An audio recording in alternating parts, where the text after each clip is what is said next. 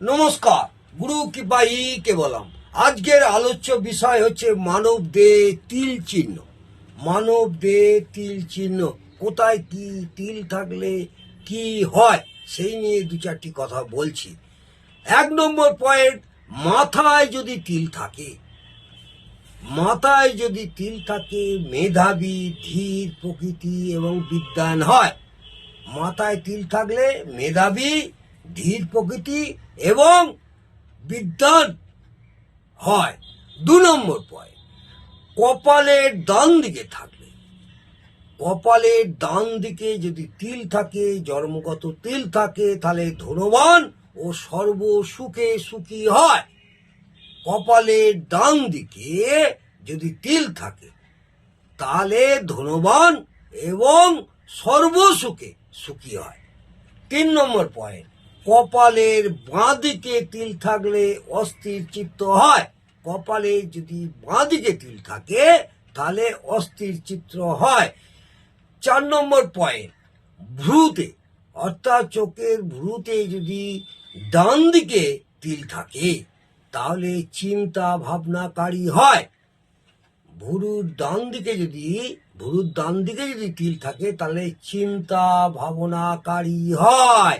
5 নম্বর point, বাঁ ভুরুতে থাকলে খারাপ বা অসৎ চিন্তাকারী হয়। খারাপ এবং সব সময় একটা অসৎ মনোভাবাপন্ন বা অসৎ চিন্তাকারী হয়ে থাকে। 6 নম্বর পয়েন্ট, ডান নাকে থাকলে, যদি ডান দিকে নাকে জন্মগত তিল থাকে তাহলে সৌভাগ্যশালী হয়। সেই সব জাতকরা সৌভাগ্যশালী হয়। বাম নাকে থাকলে দুঃখী ও ভাগ্যহীন হয়। 7 নম্বর পয়েন্ট, বাম নাকে থাকলে দুঃখী এবং ভাগ্যহীন হয়। 8 নম্বর, নাকের মধ্যস্থলে থাকলে, 8 নম্বর পয়েন্ট, নাকের মধ্যস্থলে থাকলে শান্ত, ধীর, স্থির হয়। নাকের যদি মধ্যস্থলে অর্থাৎ মাঝখানে যদি তিল থাকে জন্মগত, তাহলে ধীর, স্থির এবং শান্ত প্রকৃতির হয়। 9 নম্বর পয়েন্ট, উপর ওষ্ঠে থাকলে, উপরের ওষ্ঠে যদি তিল থাকে কর্তব্য পালনকারী হয়। 10 নম্বর পয়েন্ট, নিচের ওষ্ঠে থাকলে বিলাসী ও ভোগী হয়। নিচের যদি ওষ্ঠে থাকে তাহলে বিলাসী এবং ভোগী হয়। সব সময় একটা বিলাসবহুল জীবনযাত্রা করার মানসিকতা থাকে।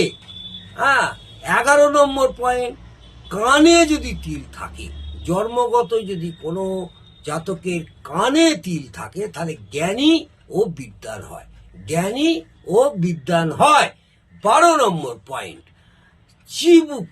চিবুকে থাকলে দৃঢ় চেতা হয়। চিবুকে থাকলে দৃঢ় চেতা হয়। গালে থাকলে দুঃখী হয়। 13 নম্বর পয়েন্ট, যদি গালে কোনো তিল থাকে তাহলে দুঃখী হয়, এটা মাথায় রাখবেন। 14 নম্বর পয়েন্ট, চোখে যদি তিল থাকে তাহলে দূর দৃষ্টি সম্পন্ন হয়। চোখে যদি তিল থাকে তাহলে দূর দৃষ্টি সম্পন্ন হয়। কণ্ঠে যদি তিল থাকে, 15 নম্বর পয়েন্ট, কণ্ঠে যদি তিল থাকে ধনবান ও বিদ্বান এবং জ্ঞানী। কণ্ঠে তিল থাকলে ধনবান, বিদ্বান এবং জ্ঞানী হয়। বুকে থাকলে ধীর, মতি, জ্ঞানী ও অর্থবান। বুকে যদি তিল থাকে, কোনো জাতকের বুকে যদি তিল থাকে ধীর, মতি, জ্ঞানী ও অর্থবান হয়। 18 নম্বর পয়েন্ট, বাঁ হাতে যদি তিল থাকে, বাঁ হাতে যদি তিল থাকে তাহলে অসৎ কুকার্যে ব্রত হয়। বাঁ হাতে যদি কোনো জাতকের তিল থাকে তাহলে অসৎ কুকার্যে ব্রত হয়। 19 নম্বর পয়েন্ট, কাঁধে যদি তিল থাকে, কাঁধে যদি তিল থাকে তাহলে পরিশ্রমী, দৃঢ় মনা ও ধৈর্যশীল। পরিশ্রমী, দৃঢ় মনা ও ধৈর্যশীল হয় যদি কাঁধে তিল থাকে। 20 নম্বর পয়েন্ট, পেটে যদি তিল থাকে ভোজন বিলাসী ও পেটুক হয়, খেতে ভালোবাসে। আর 21 নম্বর পয়েন্ট, পিঠে থাকলে শ্রমজীবী হয়, কঠোর পরিশ্রম করতে হয়, শ্রমজীবী হয়। 22 নম্বর পয়েন্ট, করতলে থাকলে কাজ কর্মে বাধা বিঘ্ন সর্বদা লেগেই থাকে। করতলে তিল থাকলে বাধা বিঘ্ন সব সময় লেগে থাকে। 23 নম্বর পয়েন্ট, পরপৃষ্ঠে থাকলে দৈব দুর্ঘটনায় মৃত্যু পর্যন্ত হতে পারে। আর দৈব দুর্ঘটনা হয় করপৃষ্ঠে থাকলে। ইন্দ্রিয়ে যদি থাকে, 24 নম্বর পয়েন্ট, ইন্দ্রিয়ে যদি থাকে যৌনাঙ্গে, ইন্দ্রিয়ে থাকলে কামুক হয়, ইন্দ্রিয়ে থাকলে কামুক হয়।